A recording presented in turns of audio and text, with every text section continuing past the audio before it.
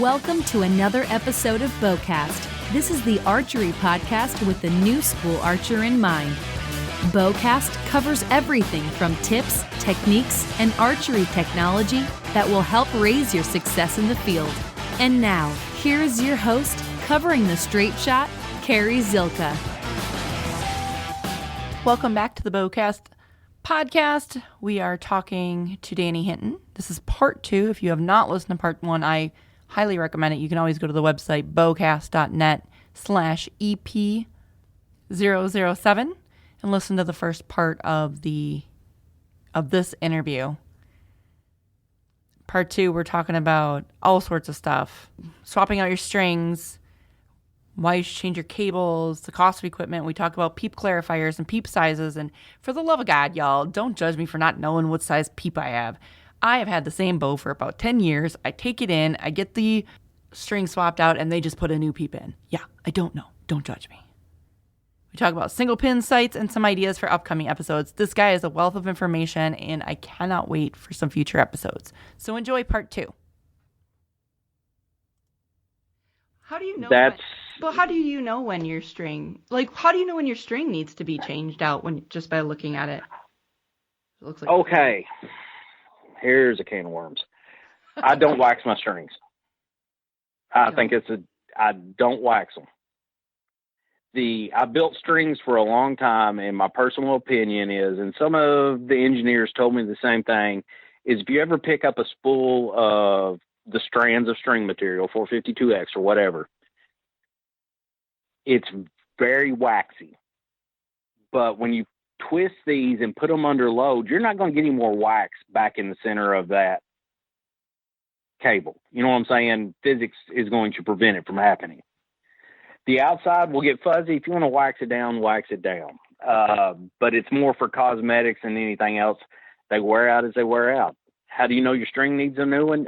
Check your poundage. If it's off by 5 or 6 pounds and it's not a limb problem, your string's probably deteriorated enough.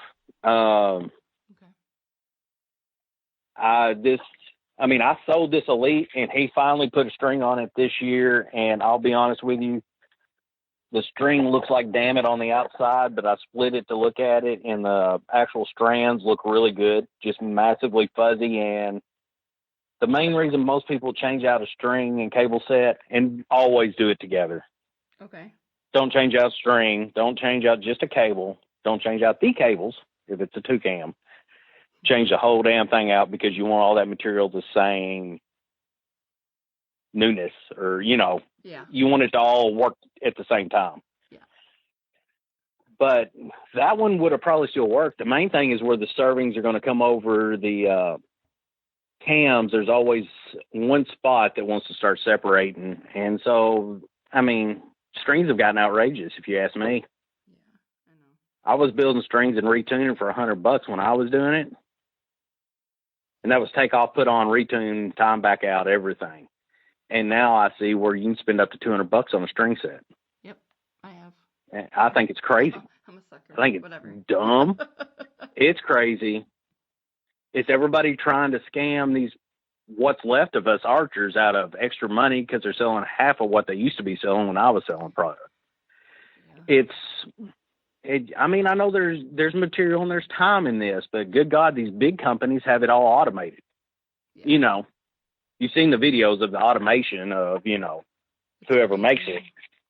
It is crazy. Yeah, but it's just absurd because as far as I know, the spool still costs the same amount as they did. But hey, that's their job, so whatever. I know.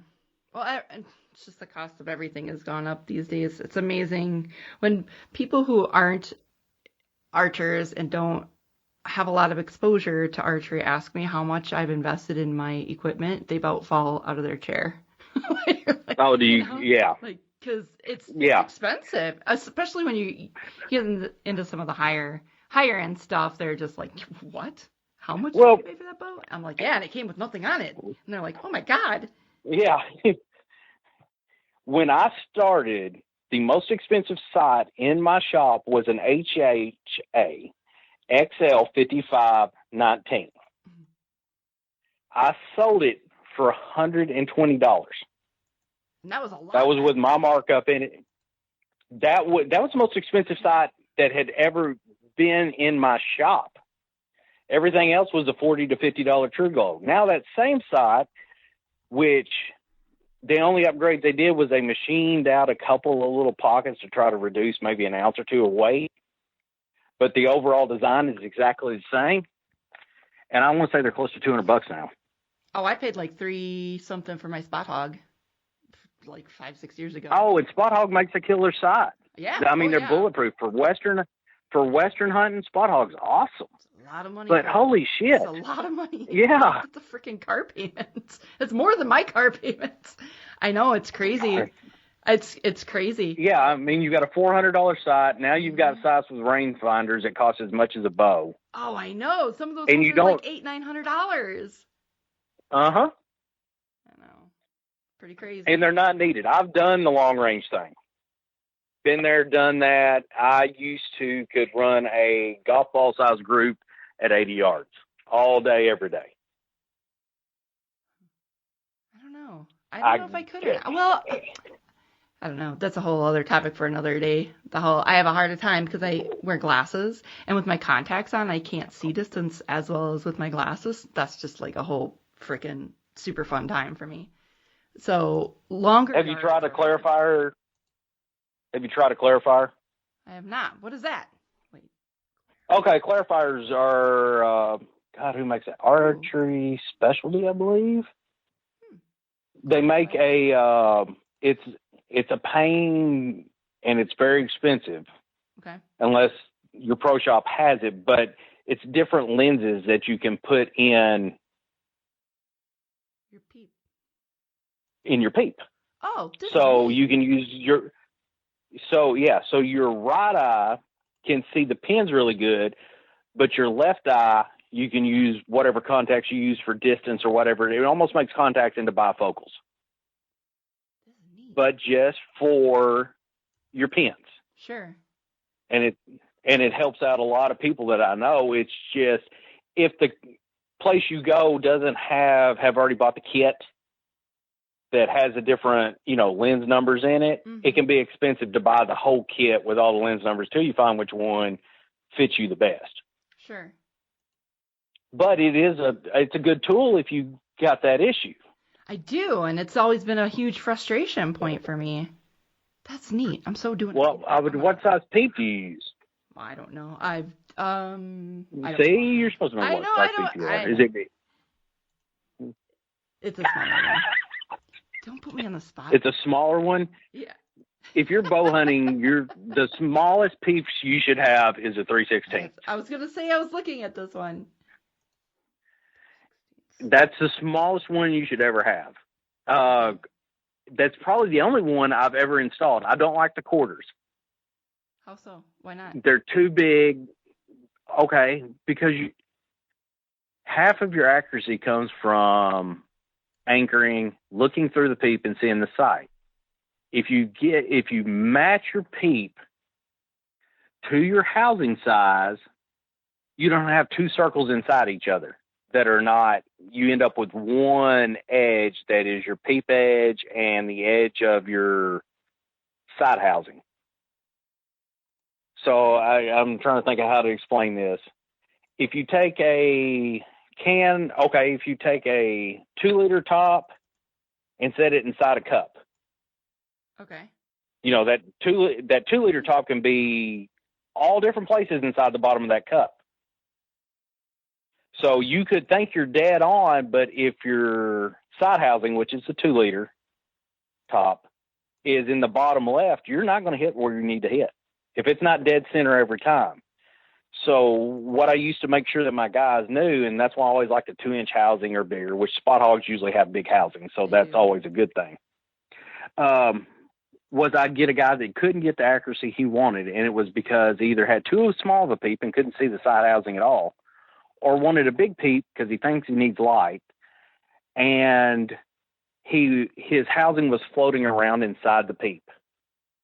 But if you get the Peep sight and the housing the same, where they kind of blur into each other, every time you pull up, your everything is centered. Huh. That'll if those two things aren't meshed perfectly, you can probably gain some serious accuracy just by tweaking those two little things. And since sides cost so much, tweak your peep. Interesting. That's a good tip. I'm going to have to experiment this weekend a bit. Oh, yeah. And everybody that ties in peeps, I haven't tied in a peep in 10 or 15 years. I tie in everybody else's peeps because it scares them. Mine are just setting in between the string where they need to be. It hasn't moved, and I do some nasty hunting and walk through shit, and it does not move. Interesting. Well, my but yeah, get different size peeps and try that. I will have to see now. I've got some homework. That's awesome. Yeah, that's why I use the XL5519 from HHA because they were one of the first ones to do the big 2-inch housing. I do. It's like a 2-inch that. housing with a single pin. Yep. I like single pins. If I've got a buddy that hunts out west, there's no way to do that when you don't know if the elk's going to be 10 yards or 60 yards. So then that's where a lot of the guys that go out there a lot do the spot hogs with the 5 pins or 7 pins or whatever they want to do. But for my Midwest or Eastern or whatever you want to call me, deer hunting, 1 pin, get it set at 25 yards, and make sure you're in the right spot so the deer come by 25 or in and shoot the damn thing when it walks by. That's so easy. It's just that easy. Awesome. Well, you would think so, but I don't get me wrong. I have my share of misses. Yeah. But I just, over all the years now, some people, like Brantley, he doesn't like an HHA because it gives him target panic. He can't push up on it. Now, a side pin, he has no problems with it. He tells me every year because HHA's been, they send us sites to do these bow reviews with, and it drives him up a wall while he's shooting it because it's just something about it. He's got a mental block. Me, on the other hand, hell, I've got an HHA. I'm solid. I do like multi-pins get on my damn nerves, but Oh my gosh, Danny, you have given me so much to think about with this episode. Well, yeah, because with them, we still got to touch rests and arrows and I know. all sorts of other shit, and then releases. I know. I'm like, so I'm going to have you on the show like 3 more times because I have more questions, but I'm totally bumping up against time here. I'm trying to keep the episodes around a half an hour. Oh, shit, we're already out of that. You're going to have to cut this one into 2 probably. Just do a part 1 and a part 2. I know, right? Seriously, because, man. No, that's one of the things. I don't mind giving anybody any kind of knowledge that I've got or if I can help. Yeah. Because, like you said, the amount of money we spend on these things to still have to practice with them, because I priced one the other day and it was about $2,500. Yeah. Oh my God. And yeah, what I can get for $2,500 in a gun and a scope and throw it in the safe and pull it out and shoot it once and check for 0 and go on with life. And of course, it's not worth that as soon as it walks out the door. Right. Ain't that the truth? Yeah, it's sad. I know, but that's just it. You spend so much money on these beautiful pieces of equipment because archery is just, I have some beautiful guns and rifles, but man, there's just something really special about archery. You have to work at it. It's not, I don't know. It just, I feel like you feel a little more accomplished with it sometimes. It's 100%. I took a little hiatus for a couple years from actually hunting myself. And it wasn't until I got back in the stand and had deer all around me again, I was like, all right, I remember what this is. Yeah. Because a crossbow, good God, these new crossbows, they're going to cost you as much as a used car. I know. But they're the same. You might as well be hunting on the ground with a 30-30. Yeah. That's what, when I was growing up, that was go out with my grandfather and we sat, raked out leaves.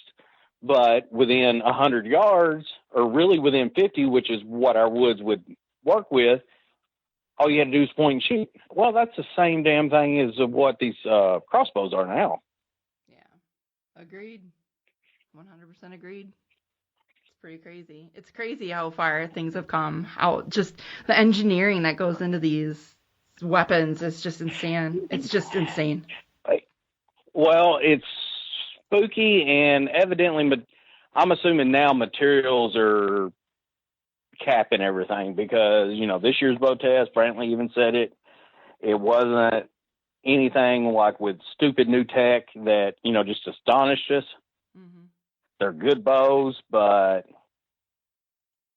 I've heard limb materials are a limiting factor for some engineers. The other thing is arrows. Yeah.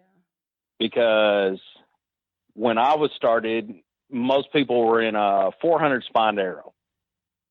That's before the craze of speed bows. Now they were in 340s, and my big tall guys needed to be in 300s. And at the time, you really even couldn't get a 300 spined arrow, a stupid stiff arrow to save your life. So you had to do work around it. Yeah. And that's where mechanicals came from. And good God, I can give you all sorts of bullshit on those things. But I've had good ones and I've had bad ones. And my problem is really all these companies that keep buying up all these little companies that were awesome. And the first thing they do is want to make more money. So they cheapen the material and it goes to hell. Yeah. All right. Well, we've gone completely down the rabbit hole. Well, I did do some. No, this was home maintenance. This was fantastic, to be honest with you. These tips are really, really, really great. And I really do appreciate you taking out your evening. And if you don't mind, I definitely would like to have you on the show again here soon to talk about just whenever. Topics. Yeah, you got my number. Yeah. Awesome. But yeah, I mean, if we need to go into arrow selection or actual bow tuning or I would definitely like to talk about bow tuning because that's something that, like paper tuning and stuff like that, that I think is really important. A lot of people don't do.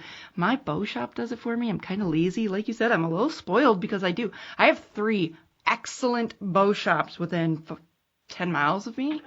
And they're big ones, like ones. And so I'm a little spoiled. Yeah. Seeing around here, there's not anything. The problem is West Kentucky it's cheap. Everybody's cheap. They want to do it for cheap, and it just doesn't. They don't last long. Paper tuning, I'm mixed on that because it's all in your front grip. Mm-hmm. So I can make one paper tune that you can visibly see it shooting up and right, or I can make one not paper tune that looks flat and perfect, and then shoot at the next one and make it tune. Yeah. But the paper tuning, walk back tuning. We got to go over walk back tuning at some point. Okay, for sure. Because you write that down because I will forget it in 10 minutes. But if you want perfect arrow flight, level your rest out, make sure it's in and out right, shoot a group. If the group's good, do a walk back tune and you will be dead on. Yeah. Yeah. I've seen a bunch of shit. Really cool episodes, I think. I feel like I should send Will Brantley a thank you card for introducing me to you. Oh, God. Yeah, you might not want to send that yet. You might want to write it, but don't put the stamp on it. They may go up by the time you can actually send it. All right, Daniel. Well, I do appreciate you taking the time today. I will let you get back to your evening. We will definitely be scheduling some more episodes in the future. Sounds good. Yell if you need anything else. Thank you so much. All right, see you. Again, just want to thank you guys for listening. Appreciate the support for Bowcast Podcast. You can find the podcast on iTunes, Stitcher Radio, Spotify, anywhere you can listen to a podcast. If the option is there, a 5-star review is always appreciated. And be sure to subscribe because we got some really great episodes coming up and I just don't want you to miss it.